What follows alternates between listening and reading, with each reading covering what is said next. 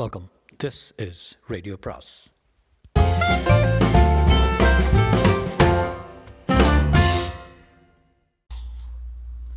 அனைவருக்கும் அன்பு வணக்கம். ராஜேஷ்குமாரின் நீல நிலா அத்தியாயம் 9. சிந்தாதிரிப்பேட்டையை நோக்கி கார் போய்கொண்டிருக்க அதில் டாக்டர் பெருமாள், நவநீதன், சிவசங்கர், பிரதிபா ஆகியோர் இறுக்கமான முகங்களோடு உட்கார்ந்திருந்தார்கள். காரை ஓட்டிக் கொண்டிருந்த நவநீதன் கேட்டான், டாக்டர், இந்த வேலைக்காரன் சுப்பையா இன்னமும் அதே முகவரியில் தான் இருப்பானா, இல்லை வேறு முகவரிக்கு மாறி போயிருப்பானா? அதே முகவரியில் தான் இருப்பான்னு நினைக்கிறேன். ஏன்னா போன மாதம்தான் பேத்திக்கு உடம்பு சரியில்லைன்னு எங்கிட்ட வந்தான். அவ்வளோ சீக்கிரத்தில் வீடு மாறி இருக்க மாட்டான். எந்த தெரு? காளியம்மன் கோயில் தெரு, பால் பூத்துக்கு பக்கத்தில் வீடுன்னு சொன்னான். கார் சிந்தாதிரிப்பேட்டையின் குறுகலான சந்துகளில் பயணம் செய்து காளியம்மன் கோவில் வீதிக்குள் நுழைந்தது. பால் பூத் பக்கத்தில் வந்து சுப்பையா வீடு எது என்று விசாரித்த போது 4 வீடுகள் தள்ளியிருந்த ஒரு ஓட்டு வீட்டை காட்டினார்கள். கார் ஓட்டு வீட்டுக்கு முன்பாய் போய் நின்றது. வாசல் திண்ணையில் உட்கார்ந்திருந்த 80 வயது சுப்பையா தன் நெற்றிக்கு மறைவாய் கை வைத்து யார் வருகிறார் என்று பார்க்க காரிலிருந்து முதல் ஆளாக இறங்கிய பெருமாள் அவனுக்கு பக்கத்தில் போய் நின்றார். மெதுவாக கேட்டார், என்ன சுப்பையா, என்ன தெரியுதா? அவரை கண்கள் இடுங்க பார்த்த சுப்பையா சட்டென்று முகம் மலர்ந்தான். டாக்டர் ஐயா, நீங்களா? வாங்க வாங்க சொல்லிக்கொண்ட தடுமாற்றமாக எழுந்து நின்றான். பெருமாள் சுப்பையாவின் தோளை பற்றி கொண்டார். நல்லா இருக்கியா சுப்பையா? நல்லா இருக்கேயா. உன்னோட பேத்திக்கு உடம்பு சரியாயிடுச்சா? சுப்பையா வாயில் இருந்த மிச்ச பற்களை சிரித்தான். நீங்கள் கொடுத்த அந்த 2 வேளை மருந்தோட உடம்பு சரியாயிடுச்சியா? அன்றைக்கி எதிர்பாராமல் உங்களை பார்த்ததில் எனக்கு ரொம்ப சந்தோஷமையா. சரி சுப்பையா, எங்கூட யார் வந்திருக்கான்னு பார்த்தியா? அவருக்கு பின்னால் இருந்த நவநீதன், பிரதிபா, சிவசங்கர் 3 பேரையும் வியப்பாய் பார்த்தான். சுப்பையா, யாருன்னு தெரியலையா? நல்லா பார்த்து சொல்லு. சுப்பையா அவர்களை பார்த்து விட்டு தீர்க்கமாய் தலையாட்டினான். தெரியலங்கய்யா, உங்கள் பொண்ணும் பிள்ளைகளும் நினைக்கிறேன். சரிங்களாயா? இல்லை சுப்பையா, இவங்க 3 பேரும் உன்னோட பழைய முதலாளி தில்லைராஜனோட குழந்தைங்க. இவர் நவநீதான், இவர் சிவசங்கர், இவர் பொண்ணு பிரதிபா. சுப்பையாவின் கண்களில் நீர் மின்னியது. அப்படிங்களாயா என்று கேட்டுக்கொண்டே கைகளை குவித்தான். 25 வயசுங்களுக்கு முன்னாடி சின்ன சின்ன குழந்தைகளாக உங்களை பார்த்தது. காலம் எவ்வளோ வேகமாக முசல் கணக்காக ஓடுது. பெருமாள் அவனுடைய தோள் மேல் கையை வைத்து எடுத்தார். சுப்பையா, இவங்க 3 பேரும் உன்னை பார்த்து பேசுங்கிறதுக்காக வந்திருக்காங்க. உள்ளவாங்க ஐயா சொல்லிவிட்டு அந்த சிறிய வீட்டுக்குள் நுழைந்தான் சுப்பையா. எல்லோரும் அவனை பின்தொடர்ந்தார்கள். ஒரு நீளமான பெஞ்சை இழுத்து போட்டு சுப்பையா, வசதி குறைவான வீடு, காற்றும் சரியாக வராது, பொறுத்துக்கணும் என்றான். எல்லோரும் உட்கார்ந்தார்கள். ஏதாவது சாப்பிட்றீங்களாயா? அதெல்லாம் ஒன்றும் வேண்டாம் சுப்பையா, நாங்கள் அவங்ககிட்ட வந்ததே ஒரு முக்கியமான காரியத்தை பற்றி பேசுகிறது தான். சொல்லுங்கள், என்ன விஷயம்? இவங்க அப்பா தில்லைராஜன்கிட்ட ரொம்ப காலமாக வேலை பார்த்தவன் நீ இவங்க 3 பேரும் சின்ன குழந்தையாக இருந்தபோது திடீர்னு வேலையை விட்டு நின்றுட்ட. அதுக்கு என்ன காரணம்னு சொல்ல முடியுமா? சுப்பையான் முகம் சட்டென்று இருட்டுக்குள் விழுந்தது. அந்த பழைய கதையெல்லாம் இப்போ எதுக்குங்கய்யா? என்னமோ வேலை பிடிக்கல, விட்டுட்டேன். இதை கேட்கறதுக்காக எத்தனை தூரம் இந்த கிழவனை தேடிட்டு வந்திருக்கீங்க? இதை பாரு சுப்பையா, இது சாதாரண கேள்வி இல்லை. இந்த கேள்விக்கு பின்னாடி பெரிய மர்மம் ஒழிஞ்சிட்ருக்கு. பெரியவர் தில்லைராஜன் போது உயிரோடு இல்லை, அது தெரியுமா அவனுக்கு? அவன் திக்கென்று அதிர்ந்து பார்த்தான். என்னது, பெரியவர் போயிட்டாரா? எப்போ? இன்றைக்கி 4 நாள் ஆச்சு. எப்படிங்கய்யா? அவரை விஷம் வச்சு யாரோ கொலை பண்ணியிருக்காங்க. தன் நெஞ்சில் 2 கைகளை வைத்து கண்களில் அதிர்ந்தான் சுப்பையா. என்ன கொடுமைங்கய்யா அது? சுப்பையா, அவர் இறந்தது கூட கொடுமை கிடையாது. இதை விட கொடுமையான செய்தி ஒன்று இப்போது வெளியே வந்திருக்கு. அது என்ன தெரியுமா? சொல்லுங்கய்யா. நவநீதன், சிவசங்கர், பிரதிபா 3 பேரும் தில்லைராஜனுக்கு பிறந்தவங்க கிடையாதுங்கிற கசப்பான உண்மை தான் அது. என்னங்கய்யா அது? ரொம்ப நாளைக்கு அப்புறம் வராதவங்க வந்து அடிவயிறு கலங்குற மாதிரி ஏதேதோ சொல்லிகிட்டு இருக்கீங்க. இதை பாரு சுப்பையா, தில்லைராஜன் கொலை செய்யப்பட்ட விவகாரத்தில் போலீஸ் தீவிர விசாரணையில் இறங்கியிருக்கேன். இவங்க 3 பேரும் தில்லைராஜனுக்கு பிறந்தவங்க இல்லைன்னு மருத்துவ அறிக்கை உறுதியாக சொல்லிட்டதால் போலீஸோட சந்தேகம் இவங்க 3 பேர் மேலும் திரும்பியிருக்கேன். போலீஸாரால் இவங்களுக்கு பிரச்சனை வர்றதுக்கு முந்தையே உண்மைகள் வெளியே வந்துட்டால் பரவாயில்ல. அந்த உண்மைகள் உன் மனசுக்குள்ளே தான் புதஞ்சு கிடக்குங்கிற உண்மையும் எனக்கு தெரியும். ஐயா, பயப்படாமல் சொல்லு சுப்பையா, இந்த 3 பேரும் தில்லைராஜனுக்கு பிறந்தவங்க இல்லைன்னு மருத்துவ அறிக்கை சொல்லுது. அது உண்மையா பொய்யா? ஐயா, அது வந்து சுப்பையா தயங்க. பிரதிபா கையெடுத்து கும்பிட்டால் கண்களில் நீர் சிதறியது. நீங்கள் பெரியவங்க, எங்கள் அம்மா உயிரோடு இருந்தப்போ அந்த வீட்டில் வேலைக்கு இருந்திருக்கீங்க. நடந்தது என்னன்னு உங்களுக்கு தெரியாமல் இருக்காது. தயவு பண்ணி எதையும் மறைக்காமல் சொல்லுங்கள். சுப்பையா தன் தொண்டையில் எதுவோ மாட்டிக்கொண்ட உணர்வோடு எல்லோரையும் தயக்க பார்வை பார்க்க பெருமாள் மெல்ல அவனுடைய கையை பற்றினான். சொல்லு. ஐயா, நீங்கள் எவ்வளோ வற்புறுத்தி கேட்குறதால சொல்ல வேண்டியிருக்கு. என்றைக்குமே இதை வெளியே சொல்லக்கூடாதுன்னு நினச்சிட்டு இருந்தேன். ஐயா, அந்த மருத்துவ அறிக்கை சொன்னது உண்மைதான். இவங்க 3 பேரும் பெரியவருக்கு பிறந்தவங்க இல்லை. நவநீதன் கொந்தளித்து போய் நிமிர்ந்தான். அப்படின்னா எங்களுக்கு அப்பா யார்? ஒரு நிமிடம் என்று சொல்லிவிட்டு சுப்பையா எழுந்து வீட்டுக்குள் மற்றொரு சிறிய அறைக்குள் போனான். காணாதது கண்டான் காட்டுப்பகுதிக்குள் சூரிய கதிர்கள் சிரமப்பட்டு நுழைந்து வெளிச்சத்தை நிரப்பி வைத்திருக்க பத்ரி நாராயண் பயணப்பையை தோளில் மாட்டிக்கொண்டபடி தனக்கு முன்பாய் நின்றிருந்த சுந்தர், சுபா, மேகலா, பொன்மணி, ரமா, மாணிக்கம் ஆகியோரை பார்த்து உரத்த குரல் சொன்னார். வருண், காட்டுக்குள்ளே காணாமல் போன இது நமக்கெல்லாம் அதிர்ச்சியான விஷயந்தான். அதுக்காக அதையே நினச்சி நாம் வேதனைப்பட்டுக்கிட்டு இருக்க முடியாது. ஆராய்ச்சி பணிகளில் ஈடுபடும் யாராவது ஒருத்தர் உயிரிழக்க நேரத்தை அதை பொருட்படுத்தாமல் ஆராய்ச்சி பணிகளை தொடரணும் என்கிற உறுதியோடு தான் நாம் சென்னையிலேருந்து புறப்பட்டோங்கிறது யாரும் மறந்துடக்கூடாது. காணாமல் போன மாணிக்கம் உயிரோடு திரும்பி வந்ததை போல் வருணும் உயிரோடு திரும்பி வரலான்ற நம்பிக்கை எனக்கு இருக்கு. எல்லோரும் புறப்பட தயார் தானே? தயார் சார். சபா சார், கேமரா உங்கள்கிட்ட தானே இருக்குது? ஆமாம் சார். பத்திரம். காணாது கண்டா கோட்டைக்கு போகிற வழியில் சில பாறைகளை ஏறி கடக்க வேண்டியிருக்கும். கவனமாக இறங்கணும். நான் பார்த்துக்கிறேன் சார். மாணிக்கம், உன் தலைக்காயங்கள் இப்போ எப்படி இருக்கு? உன்னால் நடக்க முடியும்னா எங்கள் கூட வா, இல்லைன்னா கூடாரத்தில் படுத்து ஓய்வு எடுத்துக்க. குருவனும் வேணும்னா உனக்கு துணை இருக்கட்டும். இல்லை சார், காயத்துக்கு இப்போ மருந்து போடுறதுல வழியில் நானும் வர்றேன். காணாது கண்டா கோட்டையை பார்க்கணும். அப்படின்னா சரி. குருவன், புறப்படலாமா? புறப்படலாங்க ஐயா. நீ முதல்ல வழிகாட்டிக்கிட்டு நட, நாங்கள் பின்னாடியே வர்றோம். புறப்பட்டார்கள். காட்டின் மேட்டுப்பாங்கான நிலத்தில் 2 கிலோமீட்டர் தூரம் சிரமமாய் நடந்து காணாது கண்டார் கோட்டையை நெருங்கிய போது நடுப்பகல் 12 மணி. சற்றே சிதிலமடைந்த அந்த மண் கோட்டை பல ஏக்கர் பரப்பில் கம்பீரமாய் உட்கார்ந்திருந்தது. கோட்டையின் எல்லா பக்கங்களும் உறைந்து போன மாதிரி அமைதி. மதில் சுவரில் 2 குரங்குகள் மட்டும் சோகத்துடன் உட்கார்ந்திருந்தது. எல்லாரும் கோட்டை வாயிலை நெருங்கினார்கள். வாயில் தொல்பொருள் துறையின் அறிவிப்பு பலகை வைக்கப்பட்டிருக்க வர்ண முதிர்ந்து போன எழுத்துக்களில் வார்த்தைகள் தெரிந்தன. இந்த காணாதது கண்டான் கோட்டை தொல்பொருள் ஆராய்ச்சி துறைக்கு சொந்தமானது. விரைவில் இங்கு ஆய்வுப் பணிகள் மேற்கொள்ளப்பட இருப்பதால் இந்த கோட்டைக்குள் அந்நியர்கள் யாரும் நுழையக்கூடாது. அத்துமுறை நுழைபவர்கள் சட்டப்படி கடுமையாக தண்டிக்கப்படுவார்கள். பத்ரிநாராயண் பையில் வைத்திருந்த அரையடி நீள இரும்புச் சாவியை எடுத்து கோட்டை கதவில் தொங்கிக் கொண்டிருந்த பூட்டின் வாய்க்கு கொடுத்து நெம்பினார். ஒரு நிமிட போராட்டத்துக்கு பின் பூட்டு விடுபட்டது. கதவை எல்லோரும் சேர்ந்து தள்ளினார்கள். ஒரு யானையை போல பிளிறிக்கொண்டு கதவு பின்னோக்கி போயிற்று. அந்த பகல் வேளையிலும் கோட்டையின் உள்ளே இருட்டு மண்டி கிடந்தது. உள்ளே நுழைந்தார்கள். வௌவால்கள் குறுக்கும் நெடுக்கும் விருட் என்று பறக்க நாற்றம் அடிவயிற்றை புரட்டியது.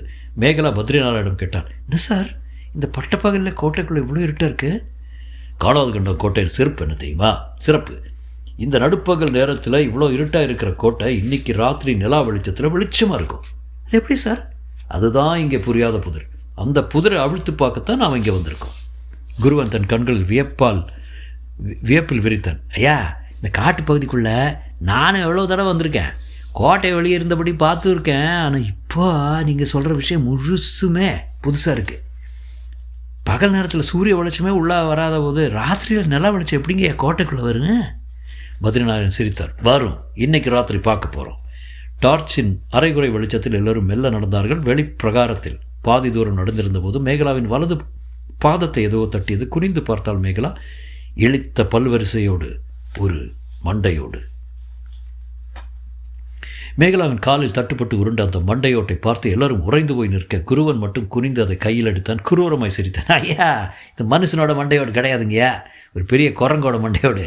இந்த கோட்டையில் தான் குரங்கு அதிகமாக இருக்கே. பத்ரிநாராயணன் பெருமூச்சு விட்டார். ஒரு வினாடி நானே கதிகலங்கி போயிட்டேன்.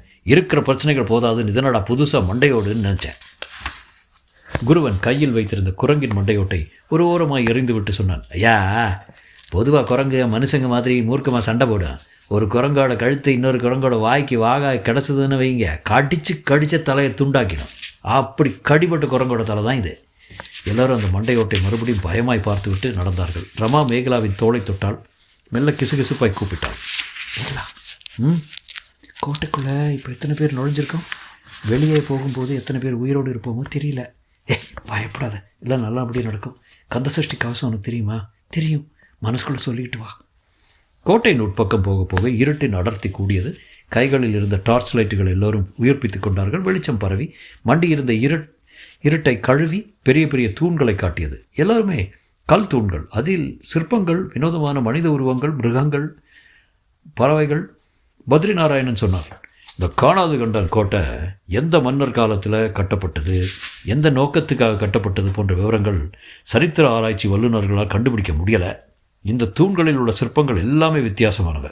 இது மாதிரியான சிற்பங்கள் தமிழ்நாட்டில் உள்ள எந்த பிரசித்தி பெற்ற கோவில்களிலும் சரி கோட்டைகளிலும் சரி இல்லை. எங்கேயும் காண முடியாத அளவுக்கு விந்தையான சிற்பங்கள் இங்கே இருக்கிற காரணத்தினால இந்த கோட்டைக்கு காணாதது கண்டான்னு பேர். பத்ரிநாராயண் கோட்டையின் எல்லா பகுதிகளையும் கூட்டி போய் விளக்கங்கள் கொடுத்து முடித்தபோது பகல் 3 மணி. கொண்டு போன உணவை முடித்துக்கொண்டு 1 மணி நேரம் ஓய்வெடுத்தார்கள். டிரைவர் மாணிக்கவும் சுந்தரும் மட்டும் ஓய்வெடுக்க விரும்பாதவர்களைப் போல கோட்டையின் வெளிப்புறத்தை சுற்றி பார்க்க கிளம்பினார்கள். மாணிக்கம், வருண் காணாமல் போனதை நினச்சி முதல்ல கவலைப்பட்டவங்க இப்போது அவ்வளோவா கவலைப்படலை. கவனிச்சியா? கவனித்தேன். எல்லாத்துக்கும் காரணம் பெருசு தான். பெருசை ஒரேடியாக போட்டு தள்ளிக்கலாமான்னு ஆத்திரம் வருது. பெருசு பொன்முட்டை போடுற வாத்து. அவர் மேலே நம்ம கை வைக்கவே முடியாது மாணிக்கம். மேகலாவை இன்றைக்கி ராத்திரி கோட்டைக்குள்ளே வச்சு முடிச்சிட முடியுமா? முடிச்சிடலாம். எனக்கு கொஞ்சம் சந்தேகமாக இருக்குது. எதுக்காக சந்தேகம்? இன்றைக்கி ராத்திரி நிலா வெளிச்சதுக்கு தான் கோட்டைக்குள்ளே முக்கியமான ஆராய்ச்சிகள் நடத்த போகிறாங்க. அப்போ ஆராய்ச்சி பண்ணும்போது எல்லோரும் ஒரே இடத்துல ஒன்றா தான் இருப்பாங்க. ஒன்றா இருக்கும்போது மேகலா மட்டும் நம்ம எப்படி கை வைக்க முடியுமா? எல்லா நேரமும் அவங்க பாதுகாப்பு உணர்வோடு இருக்க முடியாது. சுந்தர் நமக்கு எதுவும் ஒரு சந்தர்ப்பம் கிடைக்கும், அதை சரியாக பயன்படுத்திக்க வேண்டியதான். மேகலாவை தீர்த்து கட்டிடும். எல்லாருக்கும் ஒரு பயம் வந்துடும். நாளை காலையில் பெருசு இந்த ஆராய்ச்சியும் வேண்டாம், ஒரு மண்ணும் வேண்டாம்னு சொல்லிட்டு சென்னைக்கு மூட்டை கட்டிடணும். இருவரும் மெல்ல நடந்து உட்பிரகார மண்டபத்துக்குள் நுழைந்து அங்கிருந்து படிக்கட்டுகளில் உட்கார்ந்தார்கள். வௌவால்கள் குறுக்கும் நெடுக்குமாக பறந்தன. காற்றில் மூக்குக்கு பிடிக்காத வாடை. சுந்தர் சில வினாடிகள் மௌனமாக இருந்துவிட்டு கூப்பிட்டார். மாணிக்கா, சொல்ல, இந்த நீல நிலா விவகாரம் உண்மையாக இருக்குமா? ஒரு சதம் கூட போய் கலப்பில்லாத அக்மார்க் உண்மை. அதோட மதிப்பு 2 கோடி ரூபாய்ன்னு சொல்கிறது உண்மையா? சரியான உண்மை. இந்த பாரு சுந்தரே, நீல நிலா விவகாரம் உண்மையாக இருக்க போய் தான் இந்த அரசாங்கம் பத்ரிநாராயண ஆராய்ச்சி கோடிக்கணக்கான ரூபாய் உதவித்தொகையை கொடுத்துருக்கு. காரணம் இல்லாமல் எந்த ஒரு காரியத்தையும் அரசாங்கம் பண்ணாது. எனக்கு என்னமோ இந்த நீல நிலா விவகாரம் ஒரு கட்டுக்கதையாக இருக்குமோன்னு மனசுக்கு படுது. இல்லை சுந்தரே, இது உண்மைதான். ஒரு விஷயத்தை யோசனை பண்ணிப்பார். இப்போ வெளியே நல்ல சூரிய வெளிச்சம் இருக்குது. ஆனால் இந்த காணாது கண்டம் கோட்டைக்குள்ளே ஏதோ ராத்திரி நேரம் மாதிரி இருட்டாக இருக்குது. இதே கோட்டை நிலா வெளிச்சம் வரும்போது உள்ளே இருட்டாக இருக்காதாமே, விளக்கு போட்ட மாதிரி வெளிச்சமாக இருக்குமாமே. நீ பார்த்தியா? இல்லை, பெருசு சொன்னதை வச்சு சொல்கிறேன். பெருசு சொன்னது உண்மையாக பொய்யான்னு இன்றைக்கி ராத்திரி நிலா வரும்போது தெரிஞ்சிடும். அது உண்மையோ பொய்யோ சுந்தரே, நமக்கு கொடுத்துருக்கிற வேலையை நாம் பார்க்கலாம். திட்டப்படி வருணை முடித்தோம், அடுத்தபடி மேகலாவை முடிப்போம். சரி, மேகலாவை எப்படி முடிக்கலாம்னு சொல்ல. உயிருக்காக நிமிட கணக்கில் அவள் போராடக்கூடாது. 10 வினாடியில் உயிர் போயிடணும். ஒரு சின்ன அலறல் சத்தம் கூட வெளியே வரக்கூடாது. அதுக்கு வழி இருக்கே சொன்ன மாணிக்கம் தன் சட்டை பைக்குள் கையை நுழைத்து அந்த சாவி கொத்தை வெளியே எடுத்தான். சுந்தர் அதை பிரமிப்பாய் பார்த்தான். சென்னை. 1 நிமிடம் என்று சொல்லிவிட்டு வீட்டுக்குள் இருந்த இன்னொரு அறைக்குள் சுப்பையா போய்விட மருத்துவர் பெருமாள், நவநீதன், சிவசங்கர், பிரதிபா 4 பேரும் தவிப்போடு காத்திருந்தார்கள். 5 நிமிட நேரத்துக்கு பிறகு சுப்பையா கையில் ஒரு பழைய செய்தித்தாளோடு வந்தான். நாற்காலியில் தளர்வாய் உட்கார்ந்து கொண்டே சொன்னார். தம்பி, அங்கே 3 பேருக்கும் அப்பா யாருன்னு கேட்டீங்க. அந்த விவரம் உங்களுக்கு தெரியணும்னா நீங்கள் இந்த பேப்பரில் இருக்கிற அட்ரஸுக்கு போய் விசாரித்தா தான் தெரியும். எனக்கு தெரியாது, இந்த பேப்பரை பாருங்கள். சிவசங்கர் வாங்கி பார்த்தான். தேவசகாயம் குழந்தைகள் காப்பகம் பெற்றோர் இல்லாத குழந்தைகளுக்கு தன் ஆதரவு கரத்தை நீட்டுகிறது. சமுதாய சேவை பணியில் பங்கு கொள்ள உங்களையும் அழைக்கிறது. ஒரு குழந்தையின் வருடாந்திர உணவு செலவு ரூபாய் 10,000 மட்டுமே. குழந்தைகளின் பசியை போக்குங்கள், கடவுளின் ஆசிகளை பெறுங்கள். நன்கொடைகள் அனுப்ப வேண்டிய முகவரி தேவசகாயம் குழந்தைகள் காப்பகம், எண் 27, காருண்யா நகர், நெல்லிக்குப்பம். சிவசங்கர் அந்த செய்தியை படித்துவிட்டு சுப்பையாவோட குழப்ப முகத்தோடு நிமிர்த்தான். எங்கள் அப்பா யாருன்னு கேட்டால் ஏதோ ஒரு அநாத விடுதி விளம்பரத்தை காட்டுறீங்க. சுப்பையா புன்னகைத்தான். நீங்கள் 3 பேருமே அநாத விடுதியிலிருந்து கொண்டு வரப்பட்டு வழங்கப்பட்டேன் தான். தத்து எடுத்துக்கிட்டாங்களா? இல்லை, தத்து எடுத்துக்கிட்டால் சில பிரச்சனைகள் வருங்கிற காரணத்துக்காக இந்த அநாத விடுதியிலிருந்து யாருக்கும் தெரியாமல் தில்லைராஜா ஐயாவால் வீட்டுக்கு கொண்டு வரப்பட்டவங்க நீங்கள். எதுக்கு இந்த திருட்டுத்தனம்? தில்லைராஜா ஐயாவும் உங்கள் அம்மாவும் காதலிச்சு கல்யாணம் பண்ணிக்கிட்டாங்க. அந்த காதல் உங்கள் அம்மாவோட அப்பாவுக்கு பிடிக்கலை. படிப்பு தவிர வேறு எந்த தகுதி இல்லாத தில்லைராஜா ஐயாவுக்கு தனக்கு மாப்பிள்ளைய வந்ததில் அவருக்கு ஏகப்பட்ட கோபம். அந்த கோபத்தில் அவர் உயில் எழுதி வச்சார். அந்த உயில் படி தனக்கு பின்னாடி எல்லா சொத்துக்களும் பேரன் பேத்திகளுக்கு போய் சேரணும். ஒருவேளை பேரன் பேத்திகள் பிறக்காத பட்சத்தில் சொத்துக்கள் பூரா கீழ்கண்ட கோயில்களுக்கு போய் சேர வேண்டியதுன்னு 7-8 கோயிலோட பேரை எழுதி வச்சுட்டாரு. பெரியவர் உயில் எழுதிய நேரமோ என்னமோ தில்லைராஜா ஐயாவுக்கு வாரிசுகள் பிறக்கலை. 5 வருடம் வரைக்கும் பொறுத்து பார்த்தாரு. அதுக்கு பிறகு உங்கள் அம்மாவோட கலந்து ஒரு திட்டம் போட்டார். திட்டத்துக்கு ஒரு பெண் டாக்டரும் உடந்த. அந்த திட்டப்படி உங்கள் அம்மா கர்ப்பமான மாதிரி நடித்தாங்க. 10 மாதம் ஆனதும் அந்த டாக்டர் ஆஸ்பத்திரிக்கு போய் 2 நாள் தங்கியிருந்தாங்க. அநாத விடுதியிலேருந்து கொண்டு வரப்பட்ட குழந்தையோட வீட்டுக்கு வந்தாங்க. வந்துட்டாங்க. உயிர் எழுதி வச்ச பெரியவர் உயிரோடு இல்லாதால தில்லைராஜ ஐயாவோட இந்த மோசடி நாடகம் வெளியே யாருக்கும் தெரியாமல் போயிடுச்சு. கோடிக்கணக்கான சொத்து கோயில்களுக்கு போயிடாமல் இருக்கிறதுக்காக இப்படி ஒரு காரியம் பண்ணிய தில்லைராஜ ஐயா கிட்ட வேலை பார்க்க எனக்கு பிடிக்கல. அதுதான் வேலையிலேருந்து நின்ட்டேன். பிரதிபா கேட்டான். அப்பாவுக்கு உதவி பண்ண அந்த பெண் டாக்டர் யார்? கோமதின்னு பேர். அந்த அம்மா அப்போவே வெளிநாட்டுக்கு போயிட்டாங்க. மருத்துவ பெருநாள் பெருமூச்சொன்றை வெளியேற்றி விட்டு நவநீதனையும் சிவசங்கரையும் பார்த்தார். இனிமேல் இந்த விஷயத்தை கிளறி உண்மைகளை வெளியே கொண்டு வரதில் யாருக்கும் எந்த லாபமும் இல்லை. அம்மாவும் அப்பாவும் இப்போது உயிரோடு இல்லை.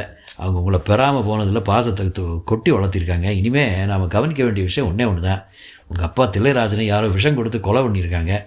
நவநீதனையும் அதே முறையில் கொலை பண்ண பார்த்தாங்க. சித்த வைத்தியர் முத்துக்கண்ணப்பங்கிட்ட சரியான நேரத்துக்கு கொண்டு போனதுனால நவநீதன் காப்பாற்ற முடிஞ்சதே. பேசிக்கொண்டே போன பெருமாள் இடையில் பேச்சை நிறுத்தி சுப்பையா வேறிட்டார். சுப்பையா, இவங்க 3 பேரும் தில்லைராஜனுக்கு பிறந்தவங்க இல்லைங்கிற உண்மை உன்னை தவிர வேறு யாருக்கெல்லாம் தெரியும்? வேறு யாருக்கும் தெரிய வாய்ப்பு இல்லைங்கய்யா. ஏன்னா எல்லா விஷயங்களும் சுமூகமாகவே கமுக்கமாகவே நடந்தது. யாரோ ஃபோன் பண்ணி போலீஸ்க்கு விஷயத்த சொல்லியிருக்காங்களே. அவங்க யாருன்னு எனக்கு தெரியலங்கய்யா. சரி, நீல நிலான்னா என்னன்னு உனக்கு தெரியுமா? என்ன சொன்னீங்கய்யா? நீல நிலாவா? தெரியலிங்களே. தில்லைராஜன் உயிருக்கு போராடிட்டு இருக்கும்போதே நீல நிலாங்கிற வார்த்தையை எழுதி காட்டியிருக்காரா? அதான் கேட்டேன். நான் ஐயாவோட விட்டு வெளியே வந்து 25 வருஷம் ஆயிடுச்சு. அதுக்கப்புறம் அவருடைய வாழ்க்கையில் எவ்வளோ சம்பளம் நடந்திருக்கலாம்.